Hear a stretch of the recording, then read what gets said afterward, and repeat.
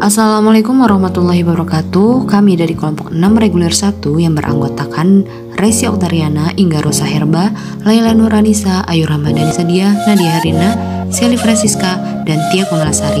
Di sini kami memenuhi tugas mata kuliah Sanitasi Industri dan K3 mengenai demonstrasi gambaran kontur tanah untuk peninjauan tanah yang tercemar dan tanah yang tidak tercemar serta tanah yang mengandung sumber air. Kontur tanah adalah kedudukan tanah yang diukur dari tempat kedudukan titik-titik tertinggi tanah di permukaan bumi. Tanah tercemar dan tanah tidak tercemar. Tanah yang subur akan memberikan banyak manfaat bagi kehidupan. Sebaliknya, tanah yang tidak subur karena sudah tercemar akan menimbulkan banyak kerugian. Tanah yang mengandung sumber air. Struktur lapisan tanah yang mengandung air disebut dengan aquifer. Menurut National Geographic, aquifer merupakan kumpulan batuan dan sedimen yang menahan air tanah. Pada kesempatan kali ini, kita akan membahas mengenai pencemaran tanah.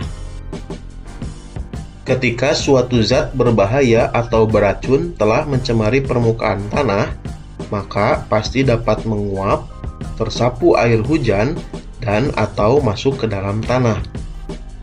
Pencemaran yang masuk ke dalam tanah kemudian mengendap sebagai zat kimia beracun di tanah. Zat beracun di tanah tersebut dapat berdampak langsung kepada kehidupan manusia ketika bersentuhan atau dapat mencemari air tanah dan udara di atasnya. Pencemaran tanah adalah suatu keadaan di mana bahan kimia buatan manusia masuk dan mengubah lingkungan tanah alami. Pencemaran ini biasanya terjadi karena kebocoran limbah cair atau bahan kimia industri atau fasilitas komersial, penggunaan pestisida, masuknya air permukaan tanah tercemar ke dalam lapisan subpermukaan, kecelakaan kendaraan pengangkut minyak, zat kimia atau limbah, air limbah dari tempat penimbunan sampah, serta limbah industri yang langsung dibuang ke tanah secara tidak memenuhi syarat. Faktor penyebab pencemaran tanah tidak jauh berbeda dengan pencemaran air dan udara. Pencemaran tanah juga banyak sekali penyebabnya. Penyebab tersebut diantaranya limbah domestik, limbah industri, dan limbah pertanian. Limbah domestik. Limbah domestik dapat berasal dari daerah seperti pemukiman penduduk, kelembagaan kantor-kantor pemerintahan dan swasta, serta tempat wisata. Limbah domestik dapat berupa limbah padat dan cair. Limbah padat dapat berupa senyawa anorganik yang tidak dapat dimusnahkan atau diuraikan oleh mikroorganisme, seperti plastik, serat, keramik, kaleng-kaleng, dan bekas bahan bangunan yang menyebabkan tanah menjadi kurang subur. Limbah cair dapat berupa tinja atau feses, deterjen, oli, cat. Jika meresap ke dalam tanah, akan merusak kandungan air tanah, bahkan dapat membunuh mikroorganisme di dalam tanah. Kedua limbah tersebut mempunyai dampak buruk bagi tanah, hingga akhirnya dapat mengganggu kelangsungan hidup makhluk hidup tanpa kecuali kehidupan manusia itu sendiri. Apalagi untuk limbah padat yang merupakan bahan pencemar yang akan tetap utuh hingga 300 tahun yang akan datang. Bungkus plastik yang dibuang ke lingkungan akan tetap ada dan mungkin akan ditemukan oleh anak cucu kita setelah ratusan tahun kemudian. Sampah anorganik tidak terbiodegradasi.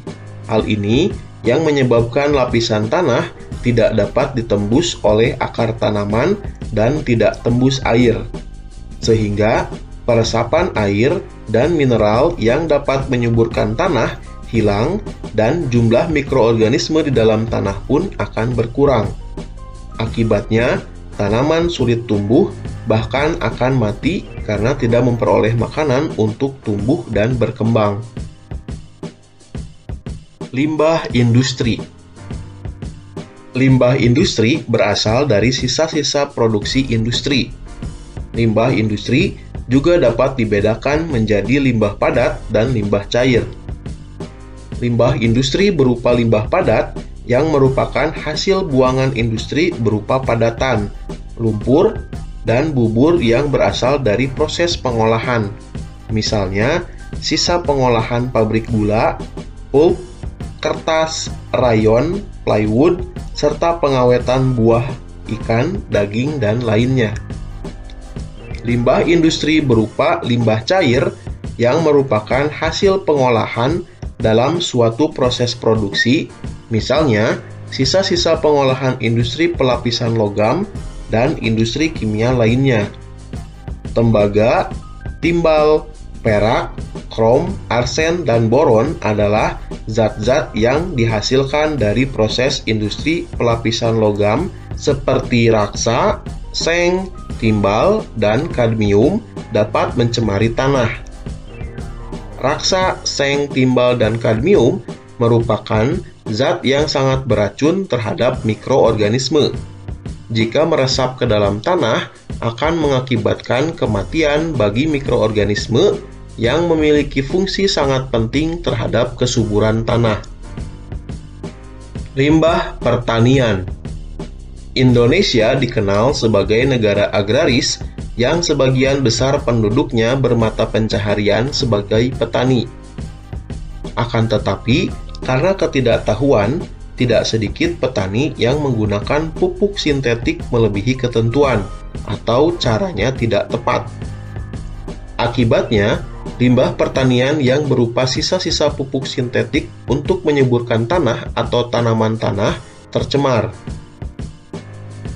Misalnya, pupuk urea dan pestisida untuk pemberantas hama tanaman. Penggunaan pupuk yang terus-menerus dalam pertanian akan merusak struktur tanah. Akibatnya, kesuburan tanah berkurang dan tidak dapat ditanami jenis tanaman tertentu karena hara tanah semakin berkurang. Penggunaan pestisida bukan saja mematikan hama tanaman, tetapi juga mikroorganisme yang berguna di dalam tanah. Padahal, kesuburan tanah tergantung pada jumlah organisme di dalamnya. Selain itu, penggunaan pestisida yang terus-menerus akan mengakibatkan hama tanaman kebal terhadap pestisida tersebut. Dampak pencemaran tanah. Semua pencemaran pasti akan merugikan makhluk hidup, terutama manusia. Dampak pencemaran tanah terhadap kesehatan tergantung pada tipe polutan, jalur masuk ke dalam tubuh, dan kerentanan populasi yang terkena. Contohnya saja, kromium berbagai macam pestisida dan herbisida merupakan bahan karsinogenik untuk semua populasi.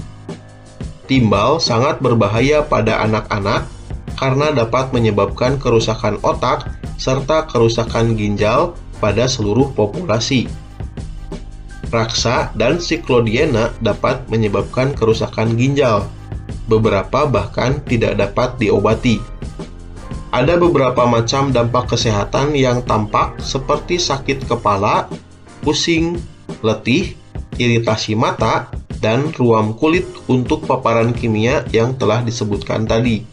Pada dosis yang besar, pencemaran tanah dapat menyebabkan kematian. Selain kesehatan manusia yang terganggu, pencemaran tanah juga dapat memberikan dampak terhadap ekosistem. Perubahan kimiawi tanah yang radikal dapat timbul dari adanya bahan kimia beracun dan berbahaya bahkan pada dosis yang rendah sekalipun. Perubahan ini dapat menyebabkan perubahan metabolisme dari mikroorganisme endemik dan arthropoda yang hidup di lingkungan tanah tersebut.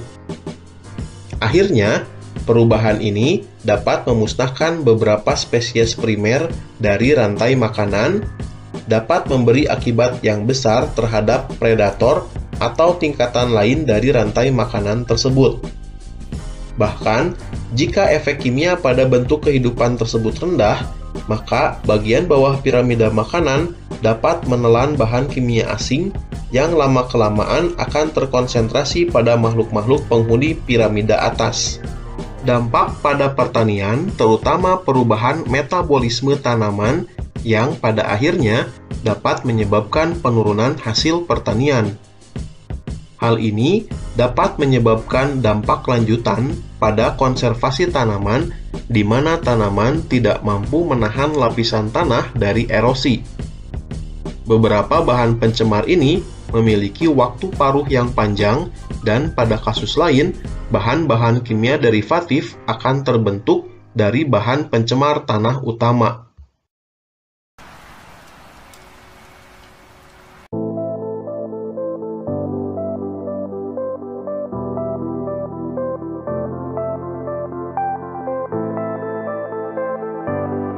Tanah merupakan salah satu komponen alam yang sangat penting untuk kelangsungan hidup setiap makhluk.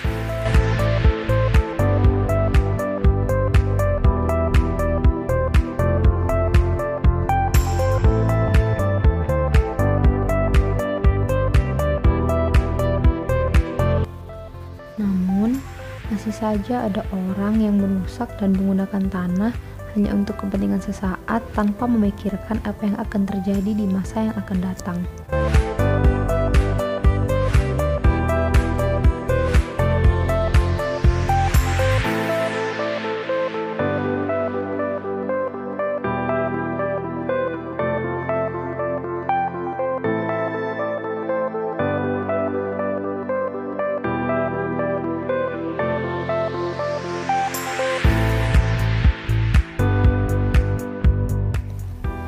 Tanah yang terus-menerus digunakan sewenang-wenang akan menimbulkan pencemaran tanah.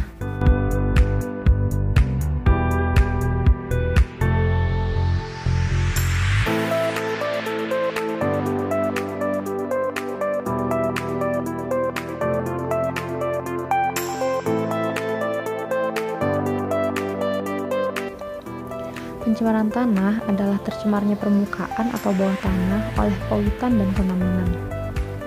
Akibatnya menyebabkan gangguan kesehatan pada manusia dan ekosistem secara keseluruhan. Penyebab terjadinya pencemaran tanah dapat berasal dari manusia ataupun alam.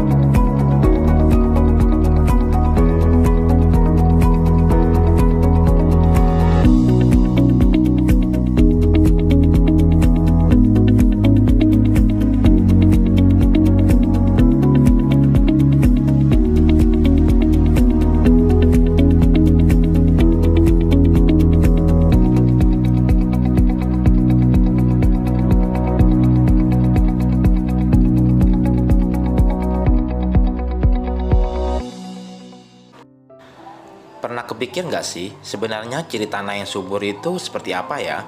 Sebelum melakukan proses penanaman, memang tanahlah yang harus kita siapkan terlebih dahulu.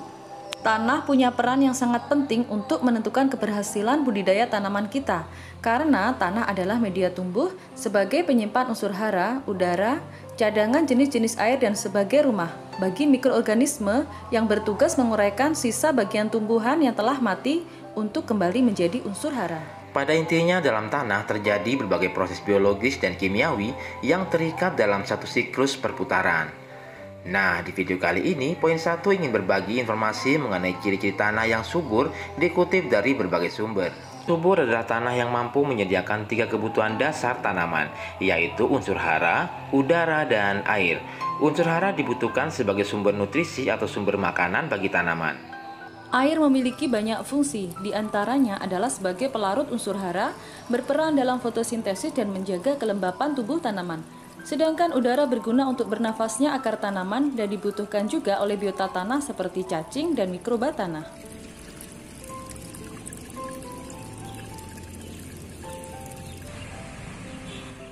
Ada 2 cara untuk mengetahui tingkat kesuburan tanah. Cara pertama adalah dengan melakukan analisa di laboratorium. Dengan cara ini, kita dapat mengetahui secara detail status kesuburan tanah pertanian kita dan hal-hal apa saja yang perlu ditingkatkan. Tapi tentu saja cara ini tidak ekonomis dan dapat dipastikan tidak semua orang dapat melakukannya, karena biaya yang mahal dan akses terhadap laboratorium yang tidak mudah. Cara yang kedua adalah dengan mengamati ciri-ciri tanah pertanian kita. Cara ini relatif lebih praktis dan sederhana. Berikut ini ciri-ciri tanah yang subur. 1. Memiliki lapisan humus yang tebal. Dikutip dari Wikipedia, humus adalah tanah yang sangat subur terbentuk dari lapukan daun dan batang pohon di hutan hujan tropis yang lebat. Humus dikenal sebagai sisa-sisa tumbuhan dan hewan yang mengalami perombakan oleh organisme dalam tanah, berada dalam keadaan stabil, berwarna coklat kehitaman. Nah, ketebalan lapisan humus ini bisa menjadi salah satu indikator kesuburan tanah.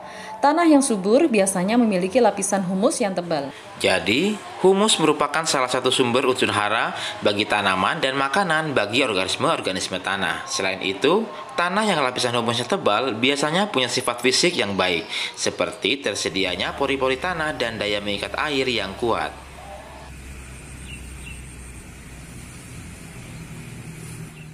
Dua, memiliki pH yang netral. Proses kimiawi dalam tanah sangat dipengaruhi oleh derajat kemasaman atau pH tanah. pH tanah yang paling ideal bagi lahan pertanian adalah 6-8. Apabila tanah terlalu masam atau pH tanah rendah, atau tanah terlalu basah atau pH tanah tinggi, menyebabkan unsur hara akan sulit diserap oleh tanaman. Nah, tanah yang terlalu masam atau tanah yang terlalu basah merupakan lingkungan yang kurang ideal bagi kehidupan biota tanah. 3. Kaya dengan biota tanah. Tanah yang ideal bagi tanaman tentunya akan ideal juga bagi berbagai biota tanah. Oleh karena itu, tanah subur akan mengandung banyak biota di dalamnya. Biota yang ada di dalam tanah ternyata sangat bermanfaat bagi tanaman, contohnya cacing tanah. Biota tanah yang satu ini sangat mudah kita amati keberadaannya. Tanah yang subur biasanya dihuni oleh banyak cacing. 4. Tekstur tanah lempung. Tekstur tanah terdiri atas komposisi fraksi liat, debu, dan pasir dalam tanah. Tanah yang ideal untuk pertanian harus mengandung 3 fraksi tanah tersebut, tapi dengan proporsi yang seimbang.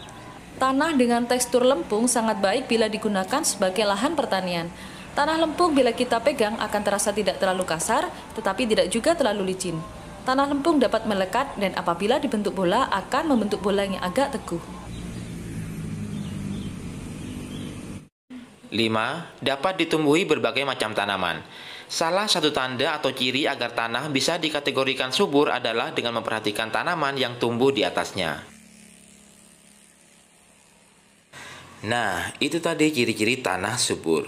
Buat kawan-kawan yang punya pendapat lain, silakan share di kolom komentar agar bisa membantu banyak orang. Struktur tanah yang terdapat sumber air ya. Lokasinya ada di sini teman-teman, kita zoom ya.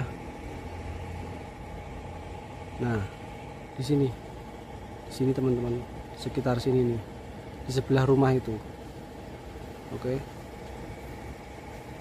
Nah, karena di situ sudah dikeruk ya, dikeruk sama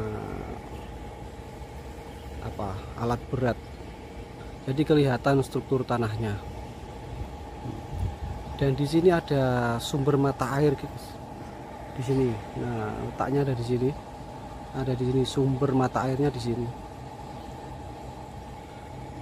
Jadi menurut saya air yang dari atas ini terus melalui pori-pori tanah terus turun, akhirnya tembus ke sini ya. Ini di sini ada sumber air yang sangat besar ini. Oke ya teman-teman, langsung saja kita OTW ke lokasi, ke sini.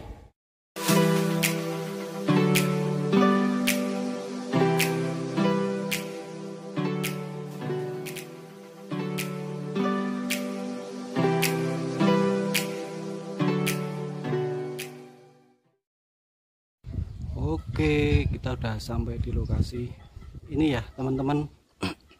Ini penampakannya. Jadi ini udah dikeruk atau udah diratakan gitu. Jadi kelihatan struktur lapisan tanahnya. Oke, kita mendekat ya. Nih. Oke. Jadi gini ya guys, ini untuk lapisan yang ini. Nah, ini tempatnya air di sini nih. Nah, di sini ini kalau orang Jawa mengatakan tuh kericak sama pasir campur ya. Ini kalau dilihat dari strukturnya ini dari letusan gunung. Terus atasnya ini, nah ini dari sungai kelihatannya. Sungai. Kalau yang ini struktur ini kalau air dari atas itu meresapnya itu lama ya, karena ini keras. Nah, kalau yang ini meresapnya itu cepet. Oke, kita lihat yang sana.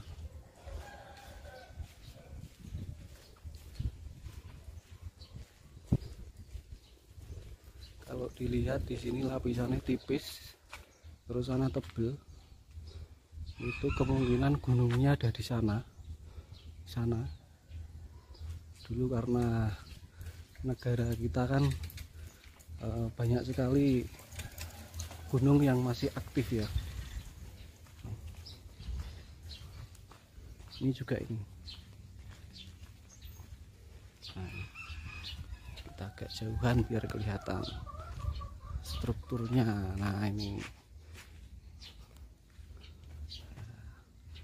Nah, ini yang kericak sama pasir yang